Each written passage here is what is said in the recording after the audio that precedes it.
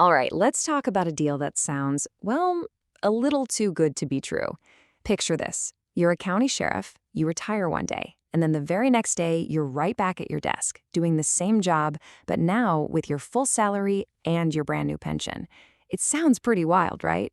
Well, it actually happened in Shasta County, California, and it involves one very, very big number. So yeah, this isn't just some crazy hypothetical. It's a real story about how an elected official can essentially get a massive pay raise overnight. And the big question here isn't just how is this possible, but maybe more importantly, was it all done above board out in the open? Let's dig in. And this is the number that has everybody talking, almost $500,000 a year. That's what you get when you add the sheriff's salary and his new pension together. So how on earth is this possible? And, what does it mean for the taxpayers? Okay, so here's the first twist. You might be surprised to hear that technically collecting both a salary and a pension in this specific situation is allowed by a state law. The real bombshell, the heart of this whole controversy, is all about how it happened. A former county supervisor is flat out claiming the whole thing was pushed through a secret shortcut, completely hidden from the public, which would actually violate a different state law. Let's break down exactly what that means. Now, full disclosure, this explainer is based on some really in-depth reporting from Shasta Unfiltered. If you want to keep up with crucial local stories just like this one, you should really subscribe to their free newsletter. It is a fantastic resource. So, first things first, how is it even possible for an elected official to retire and immediately come back to the exact same job? Well, it all comes down to a very specific and relatively recent change in California law. This right here is the legal key that unlocked the whole thing. Government Code Section 21231. This law was passed back in 2015, and it created a special exception for members of CalPERS. That's California's giant public pension system. What it says is that a retired public employee can get elected to a position and keep their full retirement checks coming in. That was a total game changer. And just look at this comparison. It really shows you how massive this change was. Before 2015, under a law called PEPRA, this kind of thing was basically unthinkable. A retiree had to wait a full 180 days, 6 months, before coming back. They could only work part-time, and they risked losing their entire pension if they broke the rules.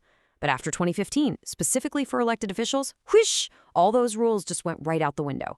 No waiting period, full-time work, no problem. And that pension is completely protected. It's a very, very special exception.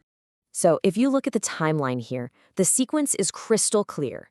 In 2013, the state cracked down hard on these kinds of arrangements, often called double dipping. But then, just 2 years later, this new law comes along and creates this very specific loophole just for elected officials. Fast forward to 2022, and the Shasta County Sheriff uses this exact exception. All right, so if the pension deal itself is technically legal, then what is all the fuss about?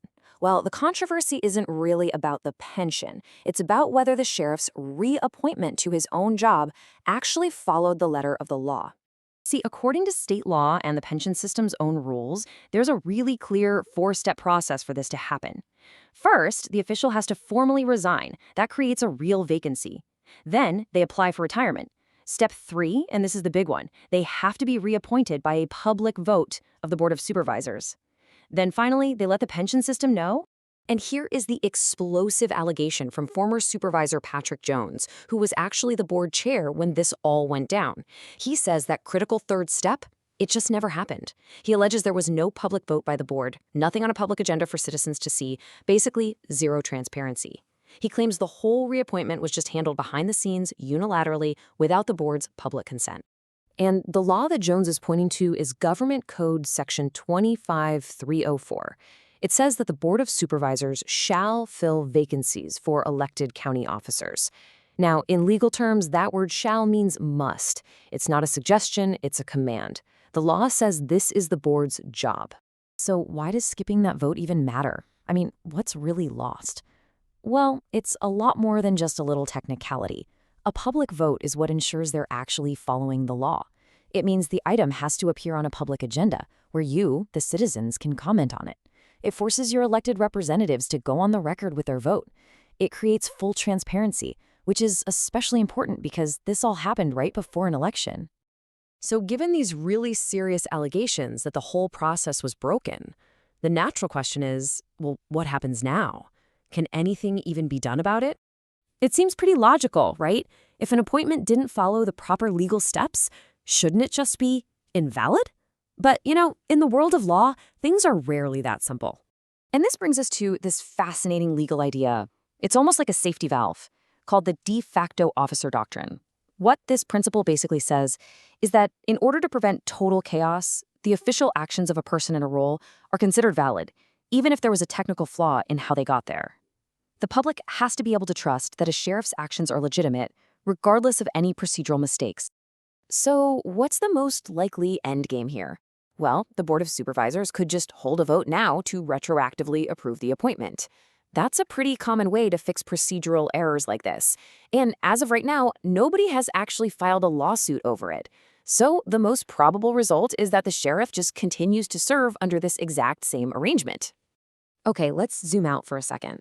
Beyond all the specific laws and the key players in this one county, what's the bigger lesson here? What should taxpayers and voters take away from all this?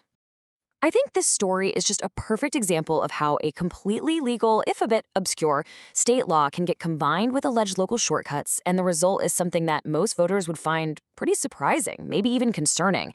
It's right there at that intersection of law and process where public trust can really start to erode. And it really leaves us with this final, crucial question.